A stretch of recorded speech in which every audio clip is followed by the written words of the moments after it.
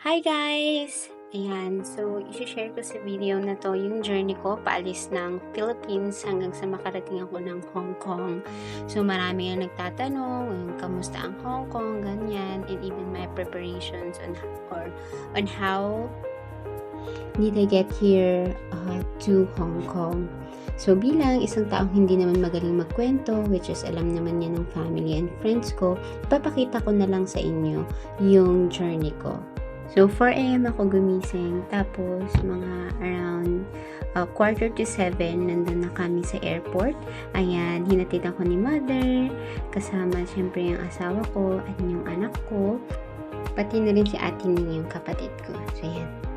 Ayan, so nasa check-in na ako by this time and hindi pa sila umaalis kasi daw inaantay nila in case na kailangan bawasan yung baggage ko para nandyan pa sila. So after checking in, dumiretso na nga ako sa immigration. And then, in fairness naman sa immigration, sobrang bilis naman. Parang wala pa akong 3 minutes doon sa officer. So, ang tinanong lang is, syempre, yung mga documents na need mong i-hand over. Ayan, so, syempre, valid passport, valid visa, OEC, Government Employment Certificate, PDOS, yung Pre-Departure Orientation Seminar, and, ano pa ba? Yun lang yung inas sa akin. It may varies kung ikaw ay under, kasi ako direct hire ako eh. So, kung under ka ng agency, pwedeng may madagdag na need mong i-provide. As for me, yun lang hiningi sa akin. And then, yun nga, inas lang kung ano yung work ko sa Hong Kong. And yun, after that, tapos na. Dito nag-aantay na ako sa specific gate where naka-assign yung flight namin, 116. So this is mga 9 a.m. na kasi ako nakapag-check-in kasi 9 a.m. pala yung check-in nila. So ang aga namin 7 nasa airport na kami. So yun, eventually nalipat pala yung aming boarding gate. So ayan, palipat na si madam. Siyempre ako may gataranta. Siyempre first time ko, bukod sa pangalawang beses ko palang sumakay ng eroplano. First time ko pa mag-ibang bansa. Siyempre yan, kailangan attentive tayo. And buti na lang, thankful ako kasi si ate Ning at yung kapatid ko, sobrang ano naman, mga nire-remind niya, check mo, makinig ka dyan, baka ibahin yung gate, ganyan. Tsaka lagi niya akong kinukumusta kung asa na ako, ganyan. So, ito na, magbo-board na tayo. Ayan, so kwento ko lang. Sabi kasi ng ate ko, mag-advance check-in na ako online. So, syempre, kahit nag-check-in ka na online, need mo pa rin doon sa airport mismo mag-check-in. Anyways, so yun nga, nag-check-in ako online, which is mamimili ka ng seat. So, nakita ko doon, gusto ko sana sa may wing. Tapos yung available na seat na malayo na sa may wing. So, medyo mas sa likod ng wing siya. So, ayan. Yun yung ini-expect ko. But eventually, grabe ang bait ng Lord. Grabe, katapat ko pala mismo yung wing. Eventually, so, wala lang na nakakatuwa na yun. At the end, sa may wing pa rin ako naupo. Hehe.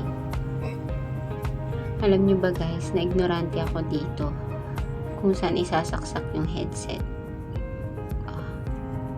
Anyways, kwento ko na lang yan sa video sa FB next time.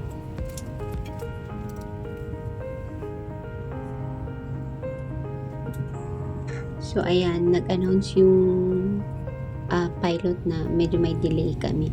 Kaya pala delay ba? Pila-pila pala ang pag-take off B. Ay, hindi lang pala sa CR ang may pila. Pati dito. Nung nag-take off na, ayun, super excited ako. Excited ako kasi yun nga, first time ko makakalabas ng bansa. And, ayun, I have this new experience na mararanasan. Tapos dito naisip ko lang na sana makita din to ni Chloecita yung mga clouds na to. Dito sobrang nagagandahan ako kasi ang clear ng ulap.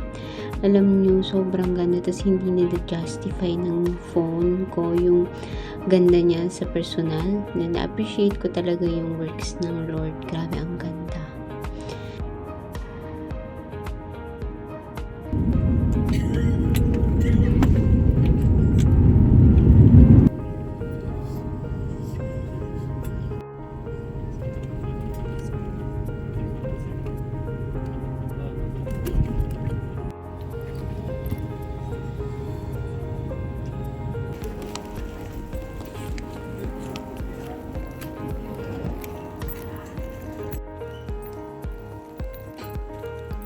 Yay! So, ayan, nakarating na nga tayo. Tayo na ay nasa foreign land. Ay, pak. Ganyan. So, in fairness naman dito, papuntang immigration, pag lumapag ka, hindi ka talaga maliligaw kasi super clear ng signage. Tapos, ayun, basta tignan mo lang saan yung immigration. Tapos dito banda bin, tataka ko bakit may train. So, nung una, nag-iisip pa ako kung dapat bang sumakay sa tren. So, eventually, sumakay na din ako kasi tinanong ko yung lady guard. Sabi niya, papuntang immigration. So, sumakay tayo. Sana all.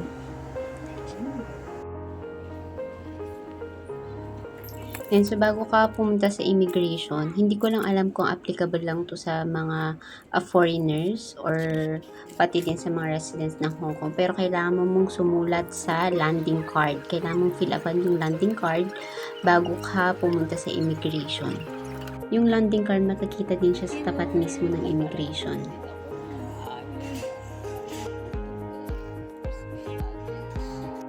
Ayan, so nakuha na natin ang ating mga maleta.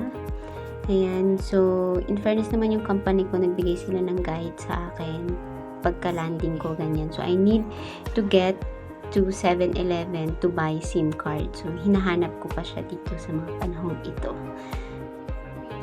Tapos nakita ko yung information. Nagtanong ako sa information, na tinuro niya, kapitbahay niya lang pala yung 7-Eleven. Mahirap mag-isa dito kasi walang magbabantay ng gamit mo. Nang ipasok ko yung ano.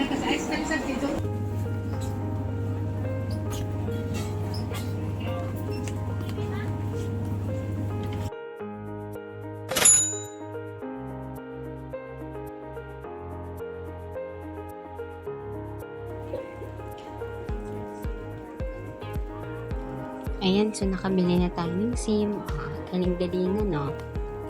Siyempre, babasahin mo muna paano mo install, ganyan. Kasi, need mo pa siya i-register.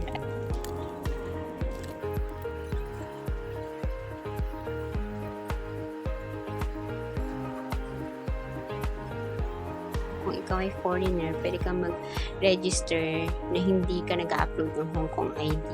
So, that's good for 1 month only. So, yun. Yun muna yung ginawa ko since wala pa akong Hong Kong ID.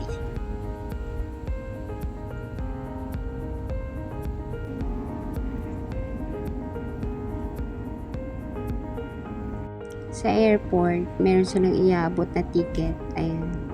Kasi dito, makikita mo kung magkano yung price papunta dun sa lugar mo. Range naman siya. So, alam mo kung sobra yung signal sa'yo or hindi. Or kung tama lang.